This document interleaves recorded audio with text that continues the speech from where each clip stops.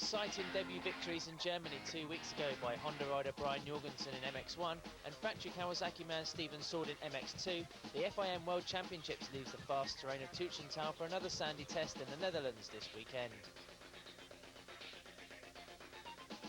Lichtenvoorde in East Holland is the venue for round 6 of the 2004 series, the Grand Prix of the Benelux, and the second time this year the paddock will encounter the tough Dutch sand.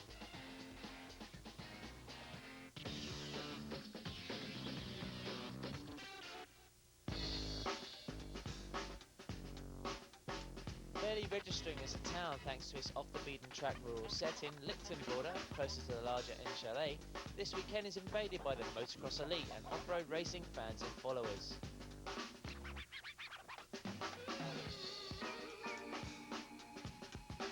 It will be the first time in almost 10 years that the Grand Prix Circus has visited the circuit, and the last round to frequent the northern country of the Benelux region this year.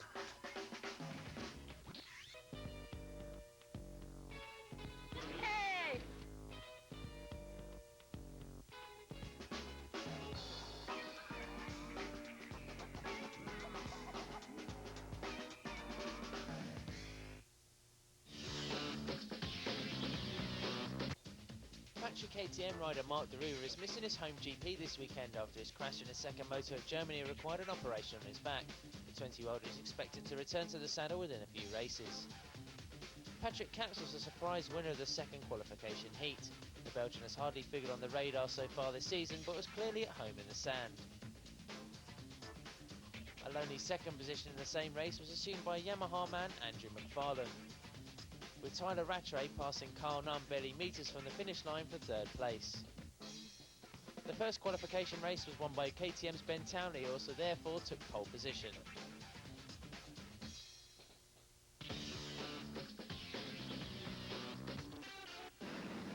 The first race of the day here in Lichtenvoorde belongs to the MX2 class. Here is the race starting. It's Ben Townley, of course, on pole position after winning that qualifying heat. Patrick Capps in second place, just ahead of Jonathan Barragan, Andrew McFarlane, Antonio Cairoli, Tyler Rattray, David Philipparts and Carl Nunn in 8th place. Igor Leok is in 9th, just ahead of Mikhail Macho, former world champion, another former world champion, 11th, Jamie Dobb.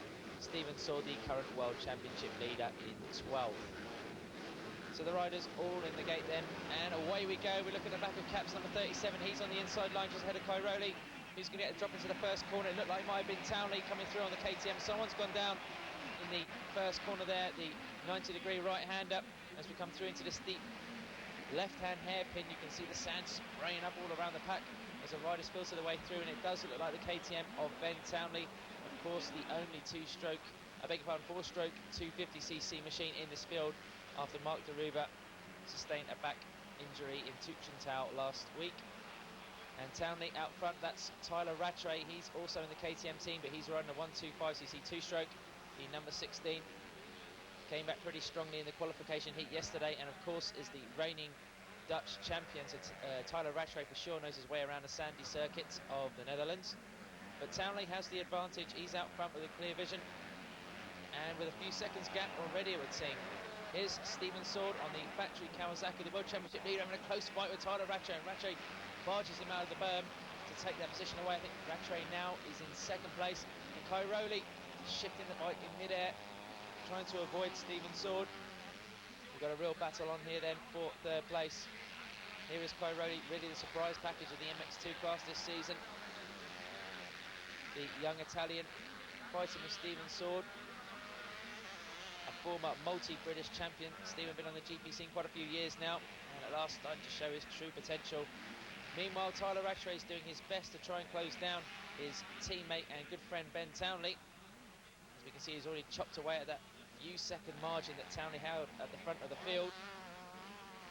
So Rattray definitely the man with the impetus here in this first moto of the MX2 class, and they're right together now, so Ben Townley is coming under real pressure from the buzzing 125cc two-stroke. You have to try and see where Rattray is going to make the passing attempt and whether Townley can pick up his speed once more. See the different rhythm section as part of the very flat infield zone of the track, and the riders head off into a very different part. It's quite undulating going into the forest. But here is a good views for most of the spectators, and once more they're seeing Ben Townley controlling this GP because he's managed to extend that gap once more. It's always difficult to see whether Townley's picked up the speed or Tyler Rattray has perhaps burned a little bit too much energy trying to force his way to the front of the field. But Townley firmly in the grip, and Rattray still closing up, so we've got a real ding-dong affair going on at the front of this race. Ben Townley and Tyler Rattray taking pieces out of each other at the moment. And of course, both GP winners already this season. This is great news, a great sight indeed for the factory KTM team. Both of their bikes in the MX2 class out front, showing the rest of the field the way. Both of these riders under 20 years of age, so great talents ahead for world motocross here we're seeing. And Rattray dropped a little further back. I'm not sure if he's made a mistake at all, but Tyler Rattray is no longer in a position to fight for the lead. Ben Townley on that number 30 machine sponsored by Red Bull is now almost fairly comfortable, you could say, getting towards the end of this moto race. Tyler Rattray, I'm not sure what happened to him. Maybe he did make a slight error that has cost him precious time. As you can see from the clock, there's less than 10 minutes to go, plus the 2-lap distance in this MX2 first moto. And Townley already showed how good he was in the stand at Valkenswaard earlier this season. And it was in Valkenswaard where these two riders really set their stall out for future GP stardom. Townley taking second place in 2002 in what was quite a surprising result at the time. And since then, the New Zealander has gone on from strength to strength and collected far more trophies for his living room, where he currently lives in Belgium, with Joshua Coppins, who's riding the factory Honda in the MX1 class, the two Kiwis sticking together. And a little bit further back in third place, Antonio Cairoli's got the better of Stephen Sword. So the Italian heading on for his second top 3 finish of the season in a moto race. And of course, finishing in the top 3 of the first moto sets you up nicely for the second race, and hopefully an overall podium result. Once more, here's the race leader, Ben Townley. No mistakes like 2 weeks ago in Germany. In the second moto, made a bit of an error and crashed, but Ben Townley does, in fact, takes the win, leads over, and the KTM team happy in the paddock. The two friends congratulate each other. I'm sure the war will be renewed slightly later in the afternoon. So here is the race result. Antonio Cairoli confirming that third place ahead of Patrick Capps, Stephen Sword back in 5th, Andrew McFarlane in 6th, Christoph Salietz in 7th, and ahead of Alessio Chiodi in 8th place. Filling the rest of the classification, Jamie Dodd making his way up to 9th, just ahead of Carl Nunn in 10th, Igor Leak on the 125cc 2-stroke in 11th, ahead of Jeff Dement on the Honda 4 250 in 12th. It was a good race. My KTM gave me a great start and I took the lead immediately, and I didn't feel so comfortable today. Tyler's riding really well, and I think the second race is going to be tough, so I hope I can get another start like that and another. The second MX2 race of the day gets underway, and we're looking at the back of number 15, Andrew McFarlane, on the factory-tuned Yamaha as the riders go into this first right-handed turn again, and it's Antonio Cairoli on the Yamaha, number 222, leading the way. Ben Townley up into second position. He's just ahead of a Suzuki, I think, there. Another KTM, that's Tyler Rattray on the inside. He's picking up positions. And number 4, that's Alessio Chiodi, also within the top 5. But Townley has taken over at the front of the pack. So Ben Townley immediately moving to the front. Cairoli's having a little look across, and he's not going to let the New Zealander have the position fairly easily going around the outside. I think Townley's going to carry a little bit more momentum on that factory KTM machine. And Townley now in a perfect position to reassert his authority at this Dutch racetrack, and he's already got a couple of seconds out on Antonio Cairoli as the riders filter through the forest section of the circuit. And Tyler Rattray keen not to let his friend escape too far away at the front of the field. Perhaps we could see a closer battle than the first moto between these two exciting young talents. And of course Cairoli, if he stays anywhere near these two KTMs, or even holds that second position, then he will be on for his first ever podium result in the World Championships. Just trying to look a little bit further back, you can see Patrick Capps. We're not so used to seeing him up the order this season, but he's currently in 4th place, so a decent ride from him. He's ahead of Alessio Chiodi and Sebastian Pourcel, another one of the highly rated young French riders, and apparently his brother's supposed to be pretty hot stuff as well. So expect to see the Forcell brothers troubling the Grand Prix establishment in the next few years.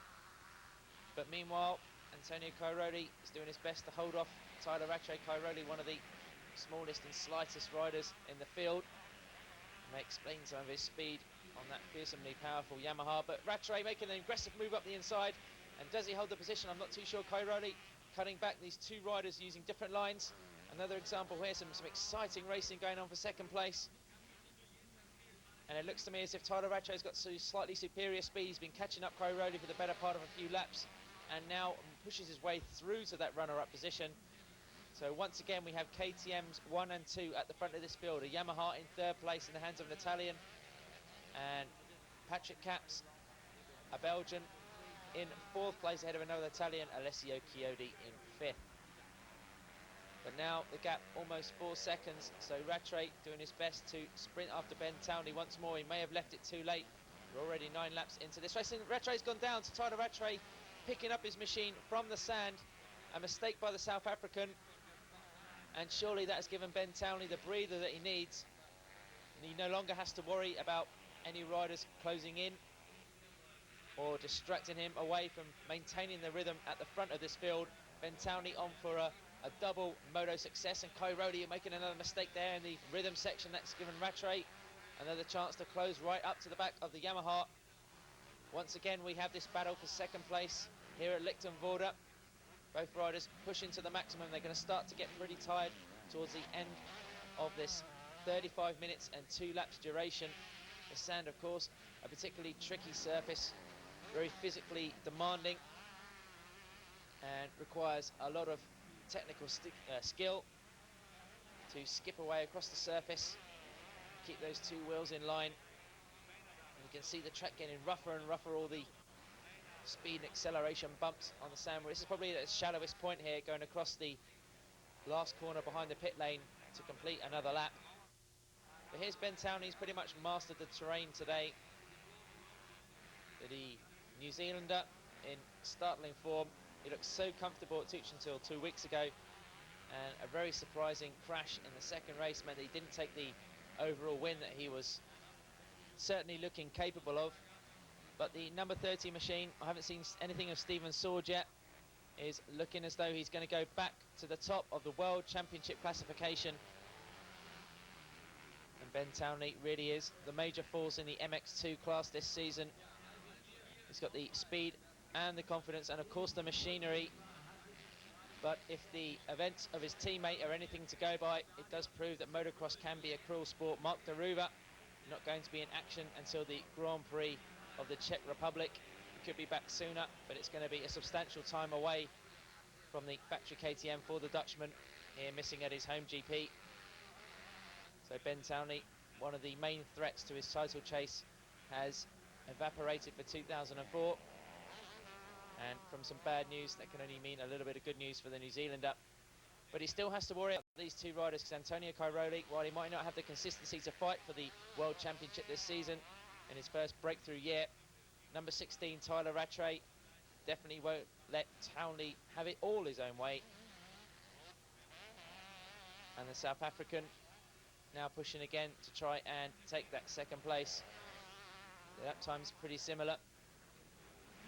Cairoli, the big question will be whether the Italian, stereotypically not so fast on the softer circuits, take them on the hard pack, and they'll be the fastest riders in the world. But Cairoli disproving the theory at the moment, even though he is coming under Rattray. He's going to move up the inside. Has he got the brakes? Is he going to do it going into the turn? I think he has. A slight block pass, and Tyler Rattray once more has that second position.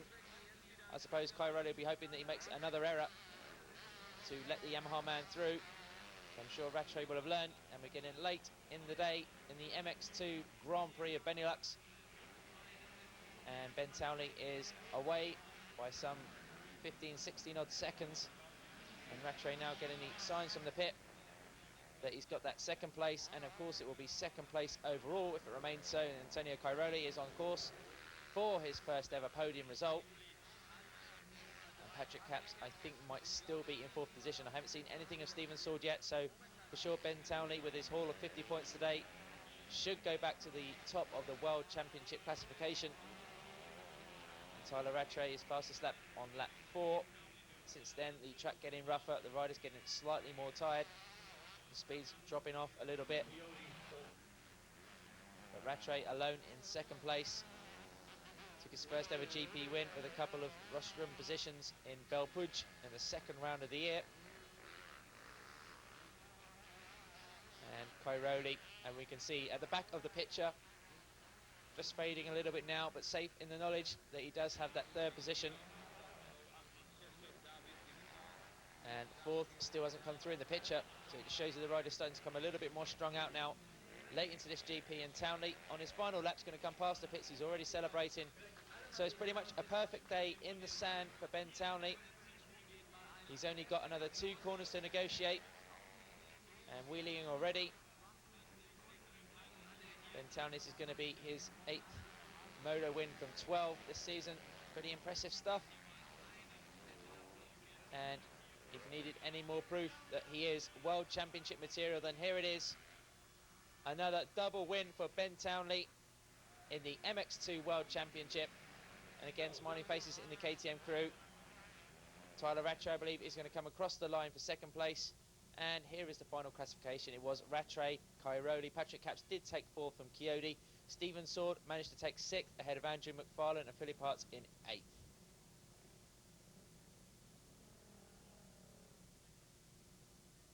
Ninth place this time belonged to Jonathan Barragan ahead of Carl Nunn, the first rider home on the 250 4-stroke Honda machine. Gareth Swanepoel in 11th, Martin Van Dale in 12th. So the overall results, Ben Townley with that perfect 50, a double winner, Tyler Rattray in second place, and Antonio Cairoli celebrating his first top 3 result. Patrick Capps takes 4th overall after his best weekend of the season, and Stephen Sword in 5th ahead of Alessio Chiodi. Barragan finished 9th in the second moto and claims that position overall ahead of Aiga Leok, Jeff Demet and Jamie Dobb in 12th.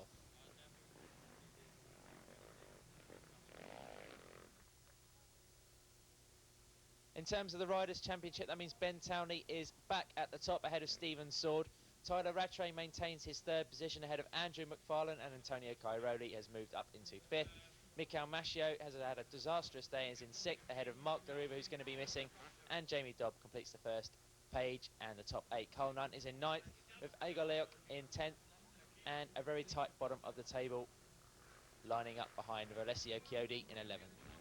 In terms of the manufacturers, KTM out front from Kawasaki with Yamaha in 3rd place, Honda in 4th with the first year on the 250cc 4-stroke, and Suzuki in 5th. I didn't feel so comfortable all weekend, and just now in that race I felt really good, and I was able to hit my lines, and I felt so comfortable out there. It was really good, so I have to thank everyone in the team for a great setup and supporting me.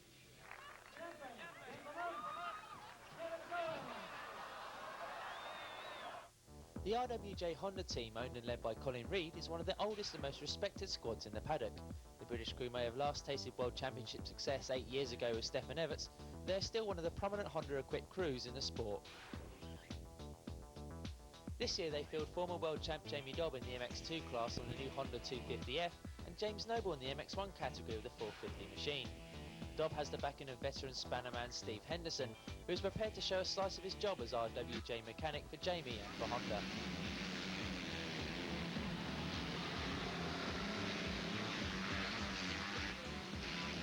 From practice, I take it straight to the wash place, wash the bike off, and then bring it back here, dry it off, clean it off, change the air filter.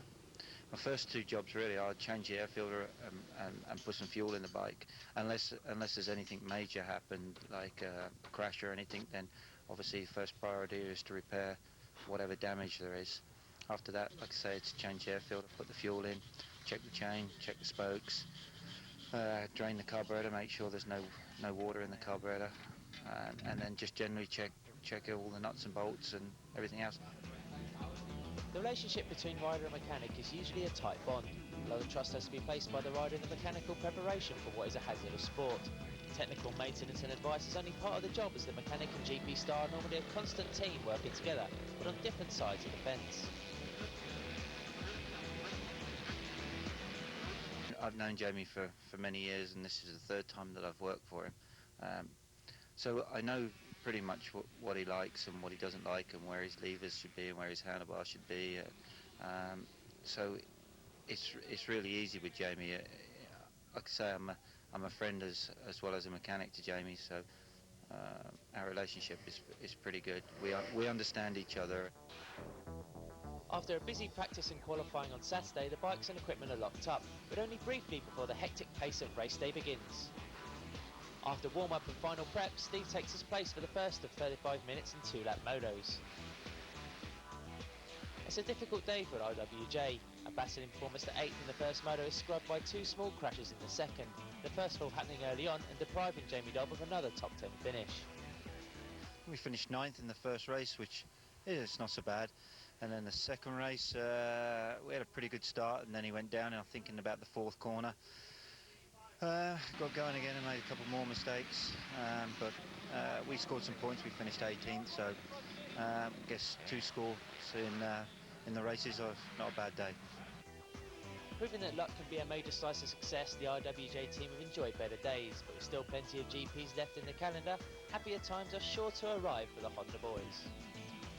Despite suffering from the shoulder damage at Tuchental, third place belongs to championship leader Stefan Everts on the factory Yamaha, making 3 different manufacturers in the top 3 positions.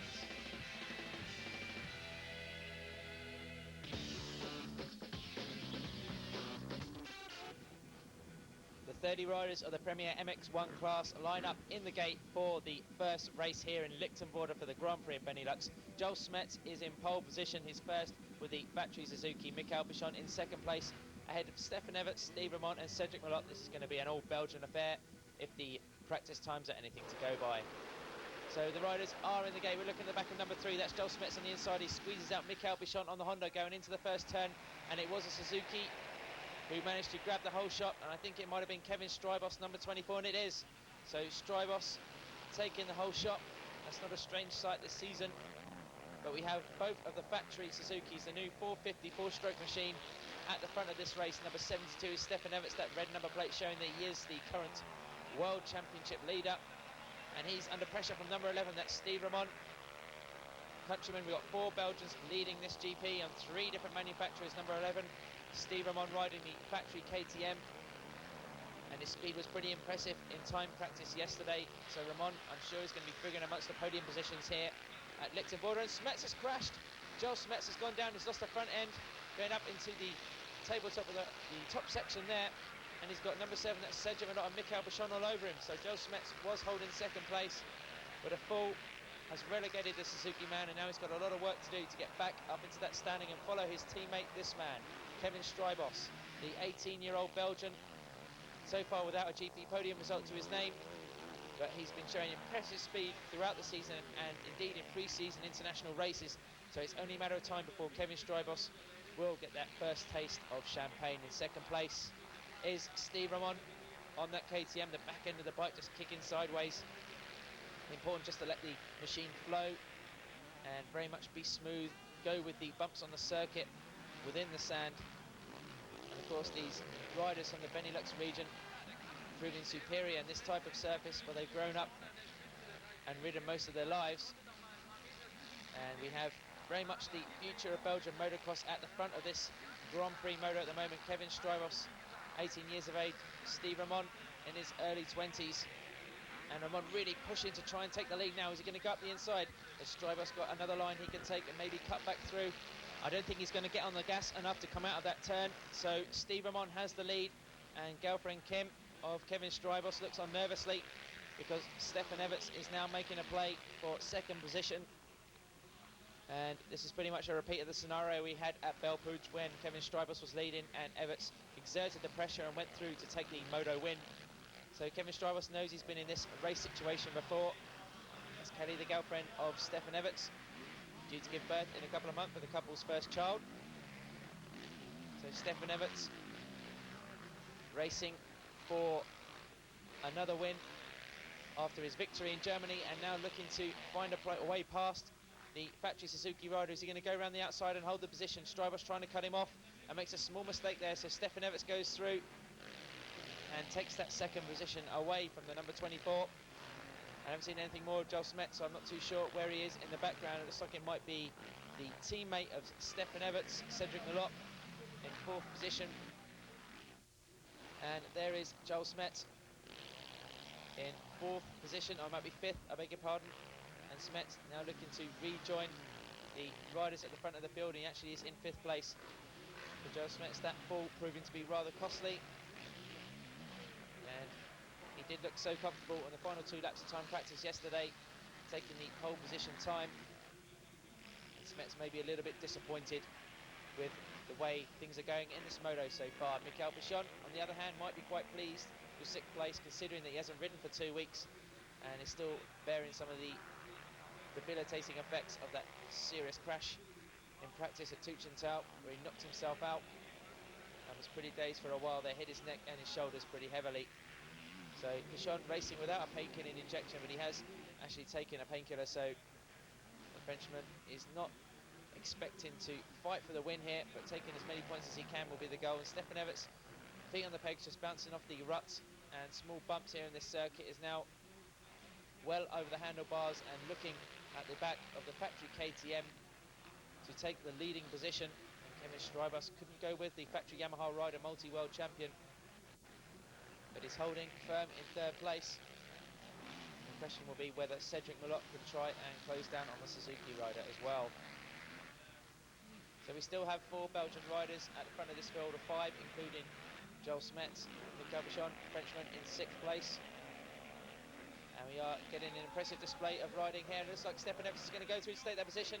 And Steve Ramon making a small mistake, but has enough power on that short start straight to maintain his leading advantage. And Everts just taking his time, weighing up his opponent. Pretty sure any moment soon we're going to see another attempt to grab the lead by the number 72 machine. Almost making a little mistake there, Everts. The front wheel tucking in, coming out of the berm. So Everts just taking perhaps a little bit more time than usual to make his way past the KTM of Steve Ramon, while Kevin Streibus is doing his best to defend that 3rd position. Once again, we take a moment to watch the different styles of Stefan Everts and Steve Ramon.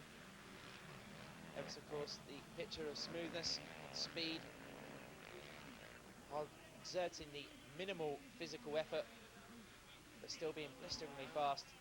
7 times a world champion.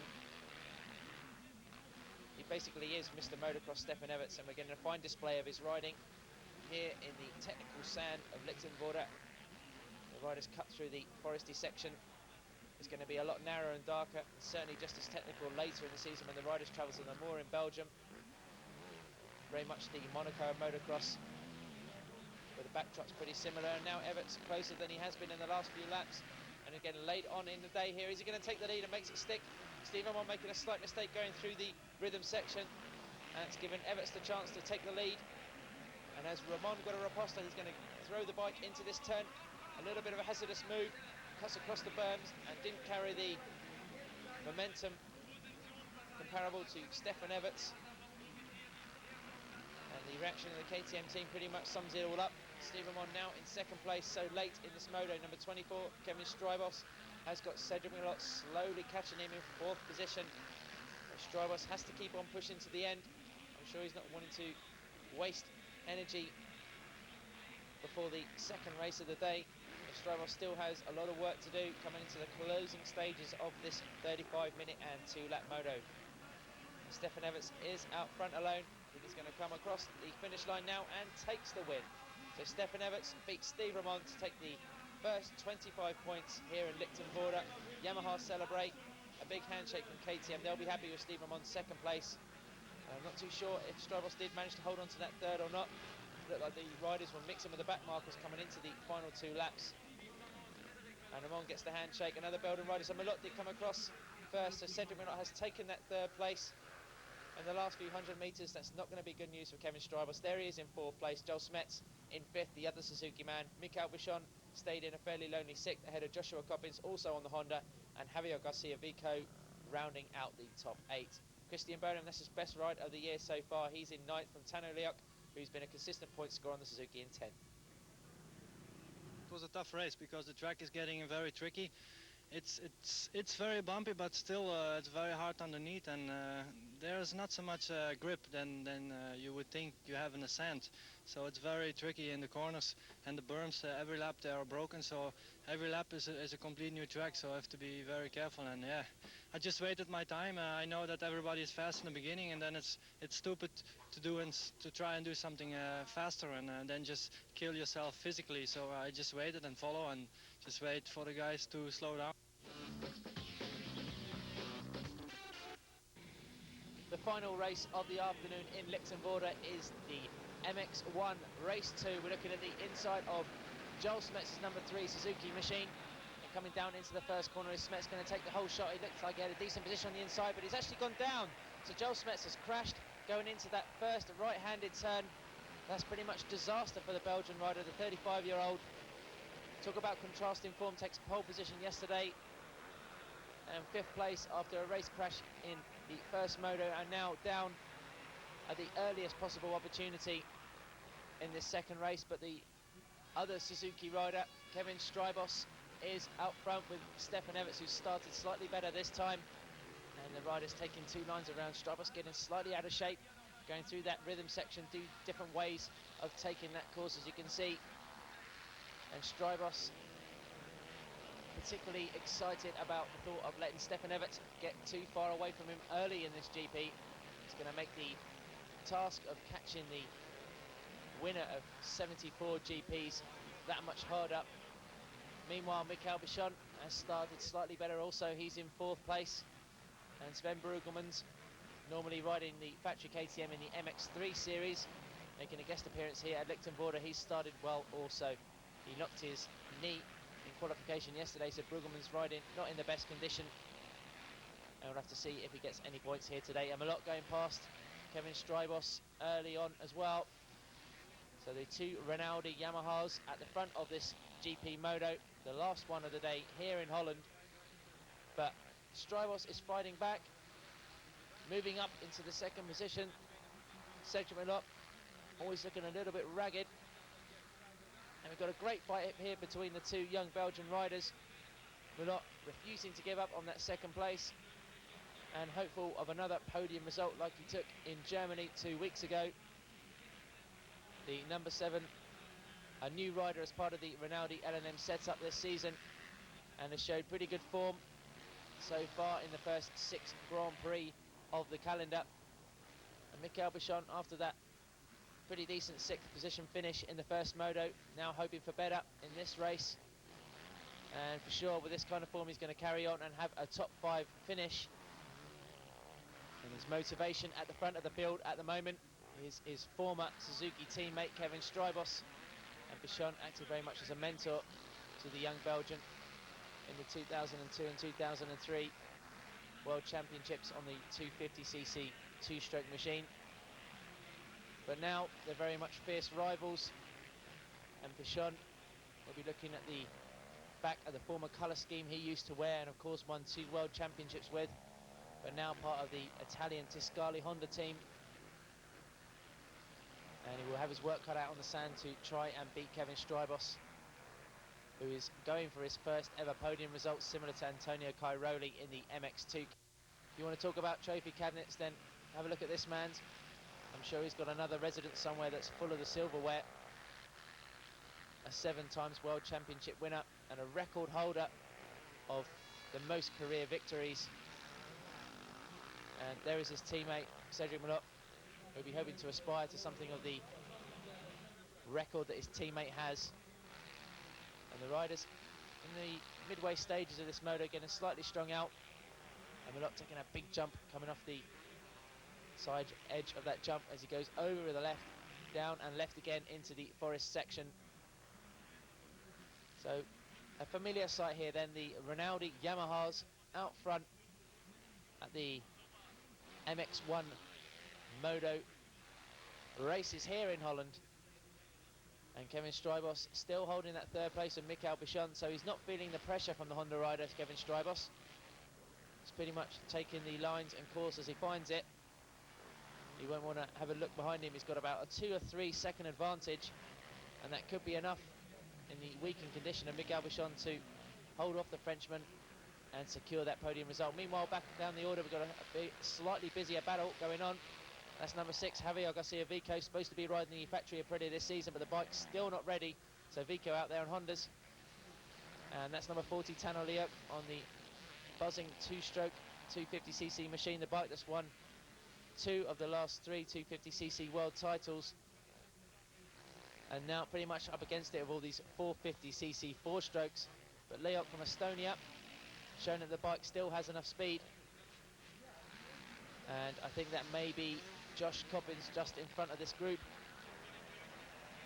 on the CAS factory Honda machine, the 450. Number 31, it is Coppins, so Coppins trying to move up after taking a podium early on in the season. We haven't seen too much of Josh so far on the podium, and I know he'll want to be trying to increase his level to take some more points for his World Championship quest. And Christian Burnham has had a pretty decent weekend on the Chambers KTM. This is the highest we've seen him up in the MX1 field this year.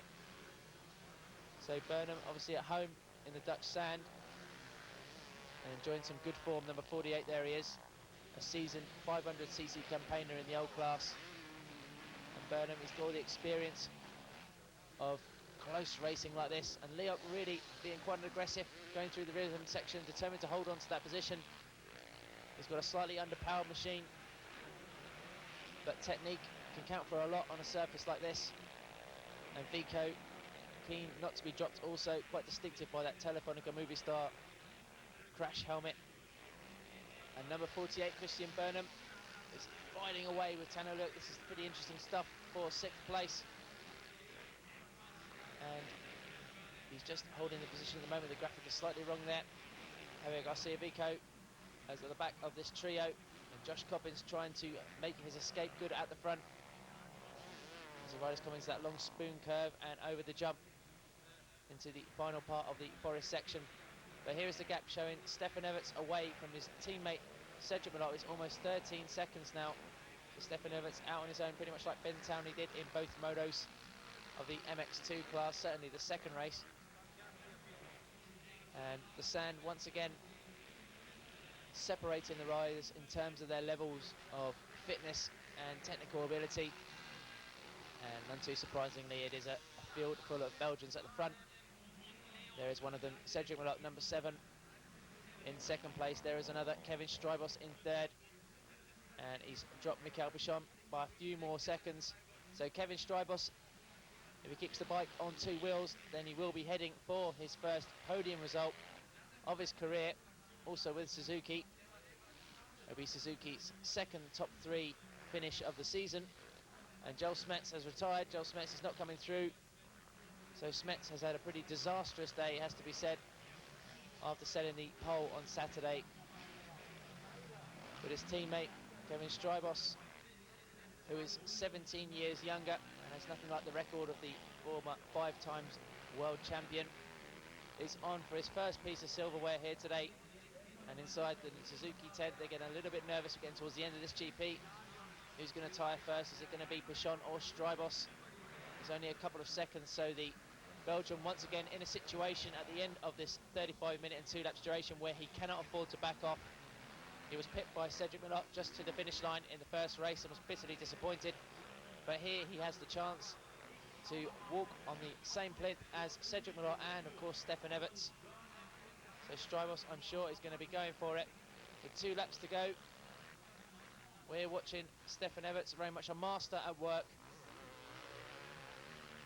And the Belgian on the LNM Renault Yamaha only has to guide his machine around for 2 more circulations. The riders averaging between 2 minutes 15 and 2 minutes 18 a lap at this stage of the GP, and the graphic confirms it all. And Michele Rinaldi, the boss of the Rinaldi setup, looking on, and Everts going past the pits, I think for the final time, is going to celebrate another win. That's going to be 75, as the pit board shows, and it would be a fool to bet against Stefan Everts increasing that total by a significant amount before the end of the season. And the Suzuki team, with cause to celebrate. Joel Smets may be out of action and had a pretty disastrous time here at this GP, but Kevin Strybos, I believe, is going to hold that 3rd place and take the same position on the overall result. But here is the winner, Stefan Everts, once again in the MX1 World Championship, is the main man. And there is Strybos, number 24, around that final turn where he lost out to Cedric Milot a little bit earlier in the day, is going to take that third place. That's the first podium for the 18-year-old. And Cedric Milot, the three Belgian riders, celebrating a very productive day in the sand. Handshakes all round. And some pretty good racing from the circuit here at Lichtenvoorde. And that's Michele Rinaldi and the Yamaha team celebrating another popular success. And it's handshakes all round for Stefan Everts.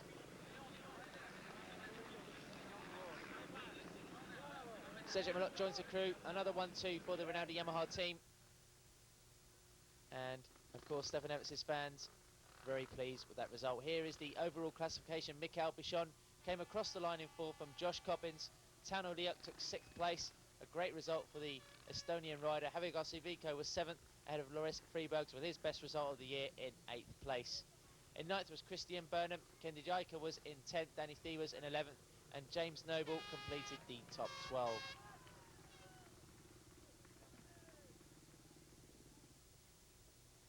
In terms of the overall then, Stefan Everts, like Ben Townley, taking the 50-point haul. Cedric Milot in 2nd place, Kevin Strybos confirming his first podium result. Mikael Bichon with a decent 4th considering the conditions he was racing under. Josh Coppins with 5th and Javier Garcia-Vico in 6th. Steve Ramon, a DNF in the 2nd race due to mechanical trouble, means he places down in 10th, just ahead of Danny Thebers.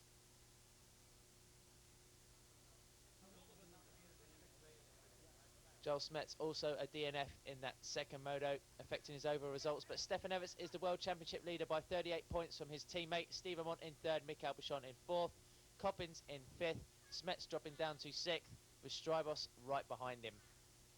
Tano Liuk in 9th, Javier Garcia-Vico completing the top 10, and Brian Jorgensen, absentee this weekend, is in 11th position. Unsurprisingly, Yamaha are leading the way in the manufacturer standings from Honda, KTM, Suzuki and TM in 5th. I am making better start, and I could control the race from the first lap, and yeah, I was just pushing just lap by lap, and yeah, finally I had I think 14 or 15 seconds in front of Cedric, and it was very good because I could control the race very good. I could choose my best lines on the track, and yeah, I was able not to make any mistakes, and I'm very happy with this result. Cedric make a good race. Congratulations to him and the team. So yeah, we're 1st and 2nd, so that's perfect.